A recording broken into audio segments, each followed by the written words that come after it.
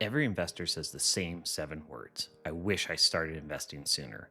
I can't go back and fix it for myself, but I can fix it for my kids. And the truth is, most parents wait way too long to start. Every parent wants to give their kids every possible advantage, but almost nobody thinks about teaching them money early. And here's the uncomfortable truth: schools won't teach your kids how money really works. Here's the crazy part: only about a quarter of high school students are required to take personal finance classes before they graduate. So if you don't teach your kids about money, who will? That's why my wife and I decided to start early, way earlier than most people would consider normal. And the earlier you start, the bigger the impact. Welcome back to Matty Ice Investing, where we break down investing in a way that's simple, honest, and actually useful. All right, in today's episode, we're going to be covering off a couple of key topics. I really want to start off first with the exact steps I use to get my kids investing, then what I taught them at each age. We'll break it down into sort of 3 main groups for that, and how to give your kids a financial head start that compounds for the rest of their life. You see, the problem is we all want the best for our kids, but most parents don't know what to teach or when to start. And by the time their kid turns 18, they're expected to understand budgeting, credit cards, taxes, investing, yet nobody teaches them. So here's what my wife and I did to fix that, and how you can do the same. This stage is all about you, building the foundation, because the tallest buildings sit on the strongest base. Researchers have found that kids form their core money habits by age 7. Yeah, that's right, by 7. The key steps you want to focus on in this phase are setting up an RESP. Did somebody say free government money?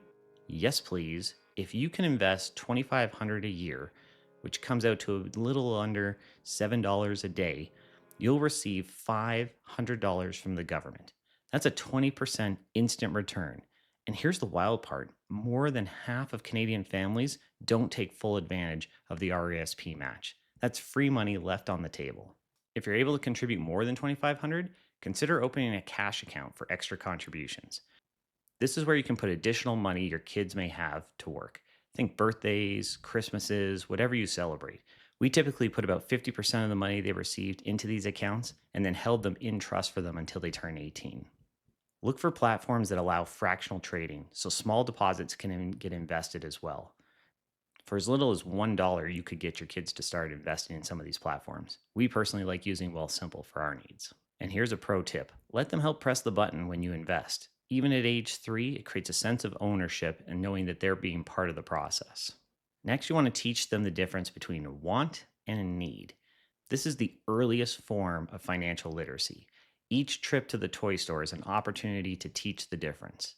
For years, when we took our kids shopping and they picked an item out, we would then take them to the other stores to look at other toy options and make sure they had picked what they wanted the most. This helped to ensure that they were making the best decision and not just the first decision that crossed their face.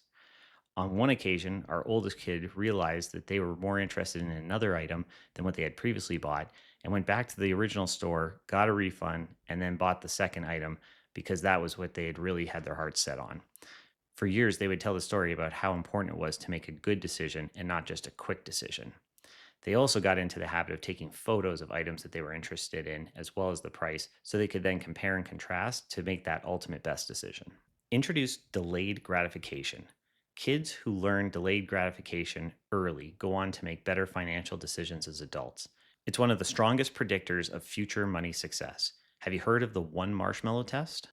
The one marshmallow test is where a child is given one marshmallow and told that they can either eat it now or wait 15 minutes to get 2 marshmallows instead.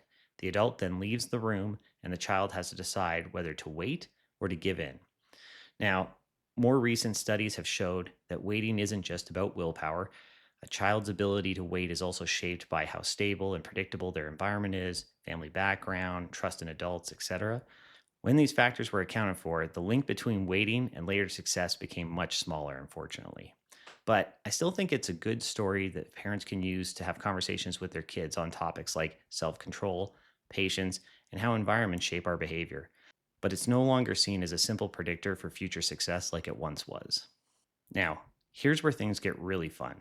And if you're enjoying the video, feel free to hit that thumbs up button for the YouTube algorithm. All right, as we look at the next stage here, where we start to enter that preteen area, this is where kids start understanding value. Here's the interesting stat that you want to keep in mind. A dollar invested at age 10 grows 2 to 3 times more than a dollar invested at 25. Time is the cheat code you want on your side. In this stage, let them help manage their accounts. Show them what they own, how it grows, and why. Don't be afraid to show them when their holdings go down as well. We have to be prepared for these markets that can have volatility going up and down. We used to point out stores in the mall of what we were owners of, whether it was the Apple store or the Amazon trucks going by. It helps create that sense of ownership with the children as well. Play Monopoly. Now, I may be biased because Monopoly is my favorite board game, but I believe it teaches property ownership, money management, cash flow, negotiation, and consequences. Monopoly is a great way to have fun and teach kids about money skills, so long as you don't have someone cheating or flipping the board just because they're not liking the way things are going. You know who you are. Run a garage sale together. This is teaching pricing, negotiating, earning. If you let kids sell their items, they get to negotiate the prices. You could also consider having them run a lemonade stand or a baked goods area. Then at the end of the sale, let them have some of the profits and take that and go buy something for their hard work. It'll put things in perspective as to how much things actually cost. Another good strategy is to show them different ways to earn. They could run small businesses like lemonade stands, school fairs. They could do chores like cooking, cleaning, looking after pets. All of this helps build the skills of earning money and understanding how hard work is traded for money. For our kids, we would always split their allowance into three key buckets: money they were allowed to spend on what they wanted, a charity of their choice to donate to, and the third was around investing. And the best part with investing was every dollar they put in, we would double it automatically to help build their savings and show them some of that instant growth. Unfortunately, I haven't found anybody who wants to double my investment money every time I put a dollar in, but maybe someday. Studies show that kids who earn their allowance, not just receive it, develop stronger saving, budgeting habits later in life. The next one is what we call the summer challenge, and in the summer challenge is the stock challenge. The summer challenge consisted of a number of activities that the kids had to finish throughout the year. It included things like reading, chores, and activities, etc. One of which became a family favorite, was the stock challenge, which was introduced early on. One year I even asked if I should take the stock challenge away, and it was met with a massive chorus of no's. So clearly it was something that they were enjoying. And what it consisted of was the children doing research on a company of their choice. It could be a Costco, a Walmart, a Amazon, a Netflix, or whatever. And their job was to go through and understand what the company did and whether it was a good investment or not. Over the years, the presentations went from very basic to better than some of the ones that I've seen in my professional career, if I'm being perfectly honest. Depending on the quality of the presentation and the research that had been completed, my wife and I would then present the children with some shares or some money towards shares in that company. One of our clever children decided that it would be a good idea to start looking at which stocks were the most expensive, and all of a sudden, Berkshire Hathaway's shares started to get mentioned as their next potential investment opportunity. Unfortunately, that's when we had to put a cap in because we just couldn't afford to be giving out Berkshire Hathaway shares endlessly here. Ultimately, the stock challenge did two great things. It built really strong investing skills and knowledge about companies that they would then add to their portfolio and can keep an eye on as they go forward. And second, it created really good presentation skills. And while I miss the original presentations that included Lego dioramas of the board of directors or the presidents and CEOs, I did really enjoy watching the growth and development, and their skills got a lot better as they built confidence and knowing how to present. All right, now we're getting into the real world stuff. And if you've made it this far, you either have teenagers or you're really interested in how to set your kids up for success. All right, this is where you start to prepare your children for adulthood. You really want to start off with some key elements like introducing them to simple budgeting. Teach them how to manage their money before they ever earn a full paycheck so they can see where their money is going and how to manage it. You can find lots of budgeting templates online or create your own as a family activity if you're interested. Next, you want to think about setting financial goals. Do they want a new pair of shoes or a video game system? Show them the cost, build a plan to save, and then help them work that plan as they save the money towards buying the item. They will value that item much more if they have to save and work for it than if it's just given to them. Next is to understand the difference between assets and liabilities. The earlier they understand this, the fewer mistakes they're going to make. Using examples like phones and cars are great examples when you're trying to explain the difference between assets and liabilities. Next is open a TFSA the moment they're eligible. If you've watched any of my other videos, you know how much I love the TFSA account. I think it's the best account we have here in Canada for investing. And so my children aren't yet 18. And when they do turn 18, they know on their birthdays they're going to be going to set up that account because it is that important for the next phase of their investing journey.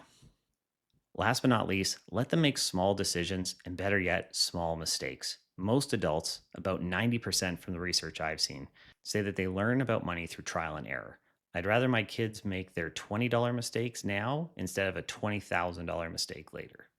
If you start early, stay consistent, and make money a normal conversation in your home, your kids will enter adulthood with something most people never get: confidence, knowledge, and financial head start that compounds for life. If you made it this far, drop a comment and tell me at what age you started learning about money and what you wish you had learned earlier. Your story might help another parent or another person watching this video. If you want to learn more about how to build your own investing foundation, check out my video, How to Get Rich Through Investing. Hope you enjoyed the video. Thanks again for tuning in, and we'll catch you on the next one. Bye for now. The content of this channel is for education and entertainment purposes only. It should not be considered as financial advice in any way. Your financial situation is as unique as you, so please always consult with a licensed financial advisor before making any investment decisions. I'm not a licensed financial advisor, and this is not advice. My goal is simply to share the knowledge and opinions that may help you think about how to put your money to work for you responsibly.